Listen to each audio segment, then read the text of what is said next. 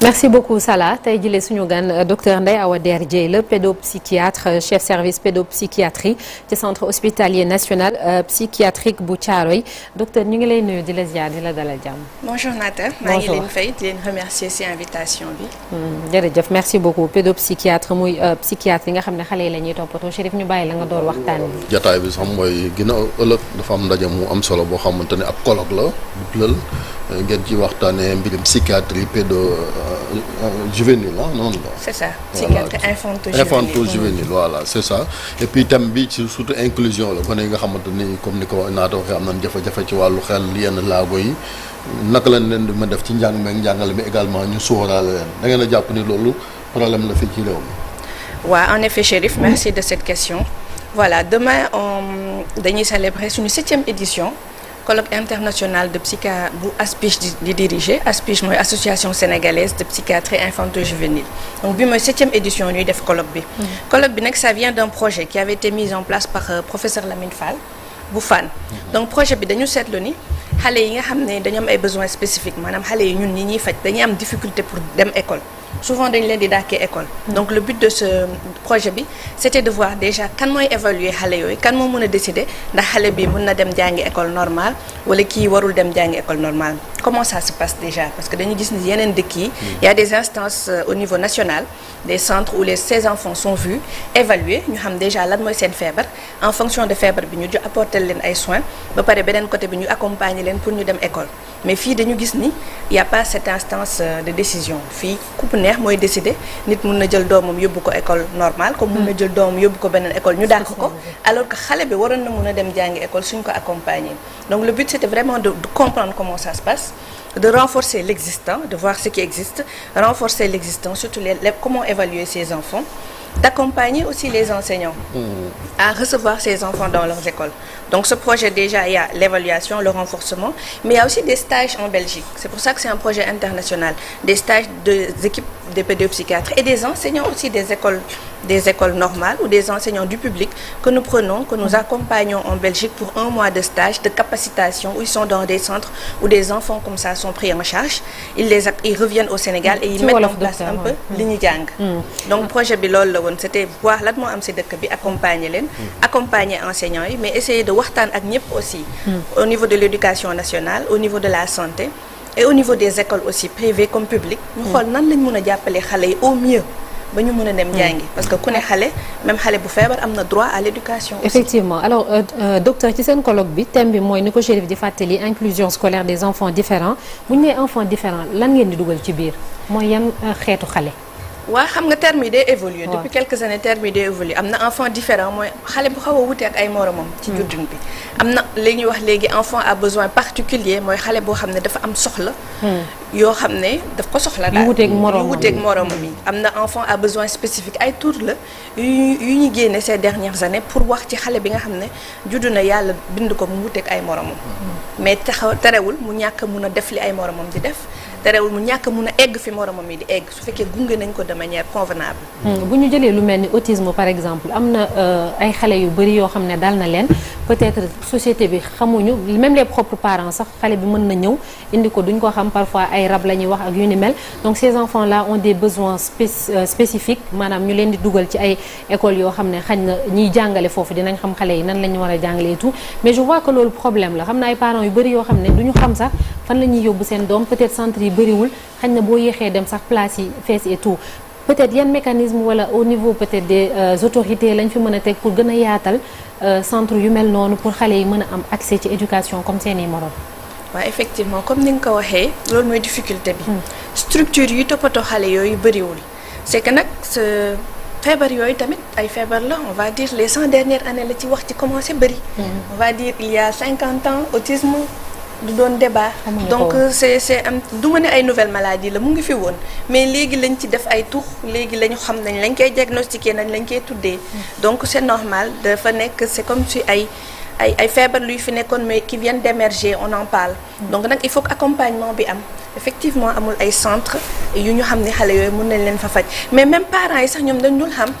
y a aussi ça dañ dul xam déjà le problème se situe au niveau de parent bi par exemple gis naa sama doom wuute nag ay moromam mais mënuma mettre baaraam ni ci lii mooy problème am. déjà foofu la ñu war a travailler gis nañ nag si yeneen dëkk yi par exemple lu mel ni autisme ak ay troubles neurodéveloppementaux ñoom état yi bi ñu rendre compte ni dafa commencer devenir ay problèmes de santé publique dañu tabax li ñu wax ay centres de référence yi nga xam ne ku am doom nga gis ni xaw na wuute ak ay moromam wala école bi wala pédiatre ne la kii dafa wuute ak ay morom mais mënu la wax lan moo wuute ak moom. am na ay centres yu ñu leen di yóbbu nga xam ne foofu dañ leen fay defal ay bilan topp leen di leen saytu di xool seen yaram di xool seen bopp ba xam lu ñu am. léegi su ñu amee profil bi xale bi kat lii la am lii mooy difficulté am lii la mën. léegi en fonction de ça lii la ñuy teg pour faj ko suñ ko fajee après nag nañ ko gunge école. donc foofu à d'autres niveaux noonu la ici c'est ce qu'on essaie de faire en fait travailler ñun ñi wàllu faj bi ñun ñi nga xam ne mën nañ diagnostiquer xale yooyu travailler ak enseignants yi nga xam ne ñoom ëllëg ci seeni classe dinañ am xale yu wuteeg seeni morom nan la ñuy def ak xale bi ci biir classe bi nan la ñu mën a waxee ak moom pour mu comprendre li muy wax ke moromam peut-être ni nga koy expliquer moromam mu comprendre moom du noonu voilà accompagnement boobu nag c'est moo tax justement colloques yi dañuy dajale ñëpp inviter nos partenaires internationaux des Français des Ivoiriens des Belges ñi nga xam ne am nañ une certaine expérience de loolu seen pays ñu ñëw partager ak ñun ñoom comment ça se passe chez eux nan la ñuy doxalee seen classe yan pédagogie la ñuy utiliser ñu invité nag ñun suñuy enseignants suñuy directeur d'école suñu ministère de l'éducation ñun soignants yi ñu ñëw toog aussi ñu mën a bench un peu ñoom li ñuy def ñu xool ci lan nga xam ne adapté na à notre situation aujourd'hui sachant que on n'a pas encore suffisamment les moyens pour egg à d'autres niveaux mais qu'on puisse au moins échanger c'est ça mais aussi am na benn pàcc boo xamante tamit souvent tamit dafay métti ci xale bi muy stigmatisation xam nga ne xale déjà soo ko commencé sonal rek lu bëggati sax dem parce que day jàpp ne su demee école dañu fay sonal ak yooyu te souvent l'environnement dans les écoles est extrêmement difficile côté boobu aussi est-ce que am na luñ ci mën a liggéey. si côté boobu moom am na lu bari luñ ci mën a liggéey mais dafay nécessiter ko ci un accompagnement am personnel par exemple ñun suñu hôpitaux yi ñu nekk service de pédopsychiatrie yi am nañ fu ci nekk benn wala ñaar nit boo xam ne suñu amee ay xale yu ñu dugal ci benn école dañuy dem visiter école bi ñëw toog xool xale bi ni muy def ci cours bi ak ay moromam ñëw toog ci classe bi xool après génn toog ak xale yi jël parole expliquer leen sensibiliser leen parce que effectivement loolu dañ koy jéemuñu ci dégg ko dañuy dem xool yi gis xale bi cours de récréation moromam yi ni ñu koy def léeg-léeg xool aussi environnement bi voilà après dugg sensibiliser xale yi ni que seen morom bi melul ni yéen waroo leen ko bund xatal waroo leen ko woowee dof bi wala waroo leen def nii te souvent xale yi ils sont sensibles ñàkk a xam la rek donc ces campagnes de sensibilisation justement moo tax des fois ñuy dem ci médias yi pour en parler sensibiliser et les enfants et les enseignants et les parents mais c'est à petite échelle ce que nous faisons parce que nous ne sommes pas nombreux mais par exemple loolu mais est-ce que xale yi war nañ leen a booleeg sax ak xëy na ñeneen ñi nga xamante ne amul laago yi maanaam ñu am ay centre yoo xamante ne dédié comme ni mu amee ci ñi sëgg ñi fële ci Thiès naan vert botonal fii gone yi nga xam ne dañoo am dégg-dégg même Estelle fii am na fii mooy gone yi nga xam ne am ñu yaatal xeetu centre yooyu ba inclusion boobu mën na nekk une réalité effectivement xam nga inclusion dafa assez particulier parce que xale dafa nekk un être buy màgg xale mën na indi tey lii mais suba mu changé surtout luy problème neurodéveloppemental parce que xale mën na am problème tey mu def ay rééducation mu évoluer ba mun dem école normale moo tax il faut inclusion ça veut dire xale bi dañ ko war a dugal ci milieu scolaire par exemple normal mais inclusion par exemple mën nañ ko tabax ci am na ñoo xam ne mën nañ dem école ñu accompagner leen am na ñoo xam ne bu ñu essayer marché wul am na ay classe passerelle nga xam ne diggante école normale mais ci biir day am ay classe spéciale mooy classe passerelle am ñoo xam ne nag wax dëgg inclusion du mën a adapté wu ci ñoom maanaam inclusion dugg ci classe normale day metti ñooñu nag il faut des centres spécifiques moom on va dire ñoom cas yi gën a sévère yi xam ne duñ leen mën a dugal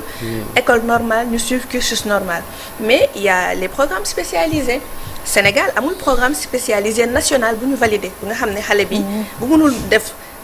programme sénégalais mun na def programme boobu à la base mu am ci diplôme ñun amaguñu loolu par exemple loolu suñ ko créé woon dina dimbali xale yu bari yi nga xam ne ñoom mënuñu suivre cursus normal qui est à peu près une vingtaine d'années jusqu'au bac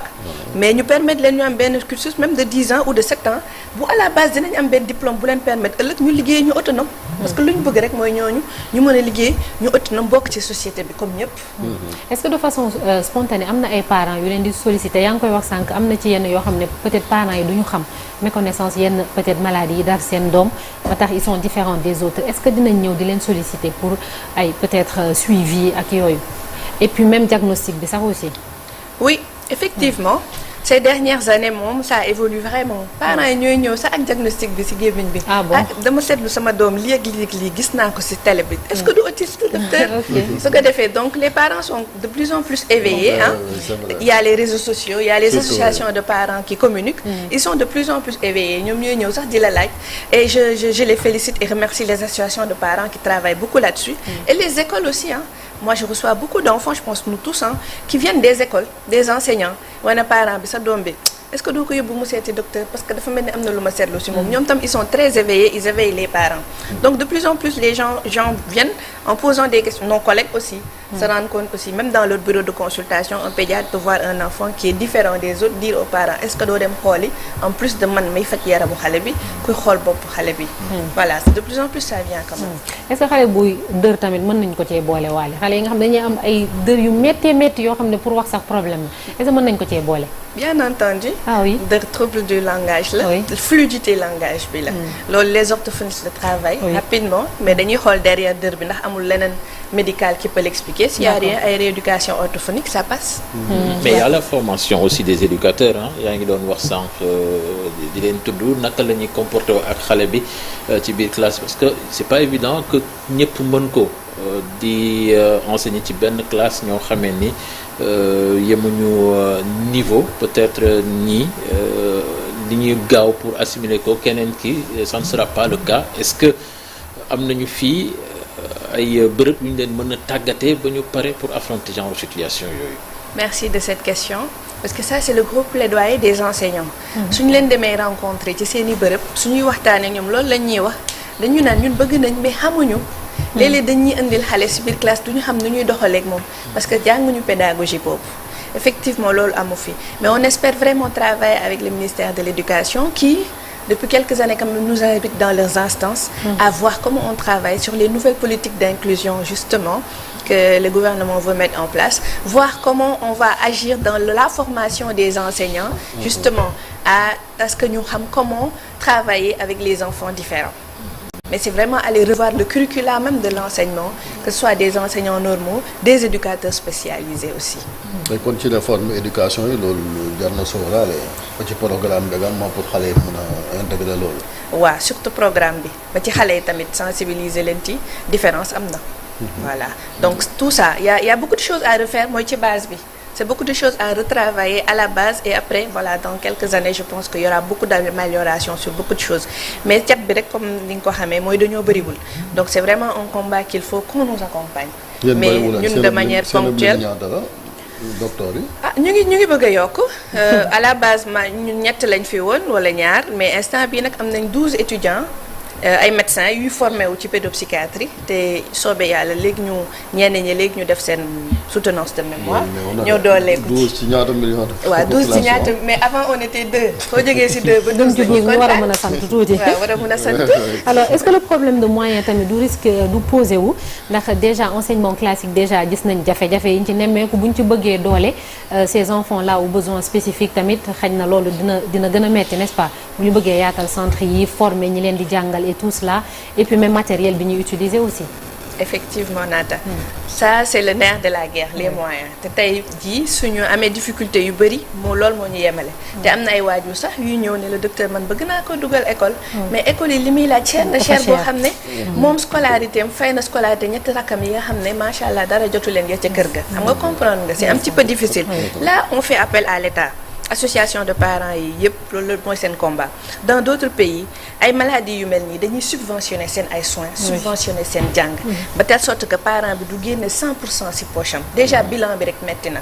suivi bi pédopsychiatrie du benn médecin y a l'orthophoniste kiy faj wàllu wax ci y a le psychomotricien bu dee xale bi dafa am ay laago ci yaramam y a le psychologue bu fekkee xel mi neexul et y a l'équipe éducative donc ñooñu ñëpp bu ñu waree ku nekk gis xale bi rendez-vous yi bëri na. rendez-vous yi xaw na saf. parce que ñoom du benn nit mooy faj sa doom mais ñu bëri la. boo paree nag war a dem école spécialisée. xam nañ école spécialisée scolarité ni mu doon. donc loolu y a que l'État qui peut aider les parents. les aider à les subventionner. Ok, aussi au niveau de l'action sociale, qu'on aide les parents. Beaucoup de nos parents ont accès à la carte d'égalité des chances. Mais c'est la mise en œuvre au niveau des hôpitaux qui mooy xaw a des. dem naa indi naa sama carte duma rang dinañ jël sama doom dinañ ko faj. loolu moo difficile parents yi dañ laan am naa ko mais am na ay structures yoo xam ne boo demee duñ ko jël wala voilà la dette la exactement des na daal mise en œuvre buñ ci mënee dimbali parents yi aussi ce serait d'une aide capitale et même école spécialisée que état yi subventionné leen parce que école yi ñi nga xam ne dañuy def école spécialisée centre yi faj bi dafa metti parce que spécialistes yi ñoo fay liggéey. ñaata lañu sax fii par exemple Dakar est-ce que bëri nañ fi parce que man dafa mel ni ñett laay dégg de xaw ma daal majoritairement ou 4 xaw ma nag ndax. bëriwuñu et puis y a aussi bëri na ñuy ubbi. bëri na ay écoles yu xëy rek am nañ école spécialisée am nañ ay classes spécialisées voilà ay privé lañ donc tey jii. Talibou Dabo moom c'est public yi moom dañ leen di compter. c'est des initiatives privées ñoo bëri initiative privée nag nit mooy jël xaalisam dugal ci. donc kooku jël xaalisam dugal ci peut-être amul appui état moom il fixe les prix en fonction de moom. voilà ce qui fait que c'est difficile initiative publique yi nag moo bëriwul. initiative publique yooyu la ñuy demander nag te état accompagner parents yi. surtout. léegi pour ce que waajur yi nga xam ne seeni doom ñu ngi ci kër yi jamono ji mënuñu leen a génn yóbbu leen ci école peut-être par manque de moyens et tout ñoom lan nga leen di wax actuellement ñu yor seen doom yi ci kër gi mënuñu leen yóbbu ñu faju xaj na mënuñu leen a yóbbu ci école yi spécialisées parce que mënuñu ko. école bi mun naa ne ça vient. au troisième point. D'abord boo amee doom bu teg ay moromam metti na regard de la société c'est assez stigmatisant mais ñu génnee leen indi leen ci hôpitaux yi parce que xale boobu nga tëj ci kër gi il est en souffrance peut-être bu ñëwoon ci ñun am na faj bu ñuy def ci moom parce que c'est pas obligatoirement que da koy judduwaale noonu la war a des ñu bëri nag dañuy yaakaar ne noonu la war a des fatalité bi dañu war a bëri na ñoo xam ne mën nañ leen faj ba ñu wér ñoo xam ne mën nañ leen accompagner ba ñu améliorer seen qualité de vie déjà génnee xale bi indi ko hôpital. bañ leen a nëbb waaw bañ leen a nëbb ba ñun ñu am nuñ la ci dimbalee ñoom yow dinañ la dimbale améliorer sa qualité de vie améliorer qualité de vie xale bi. léegi nag école bi après la suñu defee ay soins ba xam ne kii war nañ ko mën a accompagner mu dem école même bu mënul dem école bu ñëwee hôpital ñu faj ko am ay garab yu ñu ko jox day améliorer qualité de vie xale boobu te yow parent bi da lay dimbale. donc ñu ngi ci hôpitaux yi on essaie de se départir am na kër xale yi Fann. man maa ngi Thiaroye hôpital psychiatrique Thiaroye pour vraiment toucher la banlieue am na Diamniadio qui est à l'entrée de Dakar pour vraiment toucher ceux qui ne sont pas à Dakar on essaie vraiment d'élargir pour que nit ki foo munti nekk nga mun a ñëw fekk si ñu dimbali la ci sa doom léegi nag bu ñu ko defee ay soins ba xam nga ni yow tane na war na mun a dem école léegi nag ñu engagé wu accompagner la pour mu dem école mais qu'il puisse aller à l'école ou pas xale bu nekk mérité na soin parce que dañuy nekk en souffrance suñu nekkee ci biir kër yi. loolu mentalité yi lañ war a changer comme ni nga ko waxee quoi dindi ci xelu nit ñi ne lii bu amee rek comme Sénégal yi ñu gaafal gone gi gaafal yaayam naan rab la ak lu nekk di ko nëbbu. bu gan ñëwee sax kenn du ko gis. te loolu quand même du àq ak yelleef doomu aadama di ñuy xeex sax sakkantement tout tànk. voilà li ko waral nag dañuy am suñu réalité. am na ay feebar yoo xam nit ñi dañuy gëm ne du feebar hôpital des fois waajur bu ñëwee ba nga defan jànkonte rek moom ba nga suivre xale bi après la naan docteur lii de dañ ma musa ne du feebar hôpital du ko faj bu ko yóbbu donc loolu tam bokk na ci lii retardé parents yi essayer sensibiliser rek essayer sensibiliser xool man dama ne on a nos réalités on est en Afrique mais lii lay yóbbu ci kële te daw la nga dem laal médical bi essentiel sa doom na wér muy fii muy fële mais na wér mais bul bloqué wu ci benn aspect rek nga ne déedéet kii rek moo ko mën a faj kee mënu ko faj du ma ko yóbbu ci moom te médical bi ëpp ci te réseaux sociaux yi am na ay parents quand même yu commencé même génn di s'afficher wu ak seen doom yi pour jàngal ñeneen ñi aussi di leen sensibiliser également parce que yor xale yooyu yombut quoi te jàppale gi di nga ko wax ni mënu cee ñàkk merci beaucoup léegi colloque bi fan ngeen koy defee. colloque bi ñu ngi koy defee faculté de médecine université Cheikh Anta Diop au niveau du grand amphi donc cérémonie d'ouverture bi demain à partir de 15h lay commencer donc cérémonie d'ouverture colloque bi après mercredi ak jeudi nag y aura plusieurs conférences des Sénégalais, des Ivoiriens, des Belges, des Français vraiment partager sur l'inclusion, faire des ateliers, expliquer ku nekk ci dëkk man nii lay liggéey ak xale bu mel nii voilà comme ça ñu essayer entre ñun xool ñun tamit on a des choses que nous mettons en place ici au Sénégal et qui marchent bien et que nous partageons aussi avec les autres. Vraiment. ci wàllu santé mentale de manière générale liggéey bi ñu ci est-ce qu'il n'arrive pas ngeen dem vers les populations xëy na ngir ndimbali wala ci école yi quoi. Oui, effectivement. Il y a des moments de sensibilisation, hein. Je vous félicite d'ailleurs, il n'y a pas longtemps sur la journée de la santé mentale. Mais c'est vrai qu'il y a très peu de choses se font. Par exemple, jour de santé mentale, les ñuy gën a dégg ñuy wax waxu santé mentale. Mais ñun ci wàllu xale yi on essaie quand même lépp lu am ci organisation te xale yi war ci nekk rek dañuy jéem a ñëw. Comme par exemple maa ngi lay wax semaine prochaine après ñu ngi ci Dakar en GIE stade au niveau de la place de l'Obélisque il y aura des stands de sensibilisation il y aura stand santé mentale on va recevoir des élèves des enfants dans des jeux discuter avec eux sensibiliser leen surtout ngeen amee seen benn xarit bu différent seen biir classe bu leen ko stigmatiser nan ngeen war a def ak moom et donc Dakar en GIE il y aura des activités à la place de l'Obélisque à Diamniadio à Saly voilà c'est des initiatives comme ça spontanément il y a les journées de l'autisme où on essaie quand même de sortir de nos bureaux et aller vers les populations waxtaan ak ñoom. baax na ci mbiru écran yi nag parce que loolu aussi buñ fi invité pédopsychiatre foog ñu wax ci parce que gone yi ñun ñëpp peut-être on est victime de ça ak les enfants accros aux écrans ak conséquences yi nga xamante ne xëy na daf koy def ci ñoom. day am retard ci seen développement. oui. écran yi moom c'est le mal du siècle Chérif loolu lu parents yëpp di jàmbat bokk na si li ñuy gën a indi en consultation malheureusement écran normalement avant 3 ans dañ ko war a moytul xale mais fii gis nañ ni liir bu judd suñ ko sangee ba pare sax dañ koy teg ci kanamu télé bi comme ni nga ko wax écran dafay am impact ci cerveau xale léegi nag balaa moo feeñ xale bi tollu ci 2 ans 3 ans heure bu waree wax ak yooyu ngay door a sentir impact écran bi muy doon bébé doo ko sentir mais day indi retard par rapport ak acquisition yi mu war a am surtout côté langage même ci wàllu xel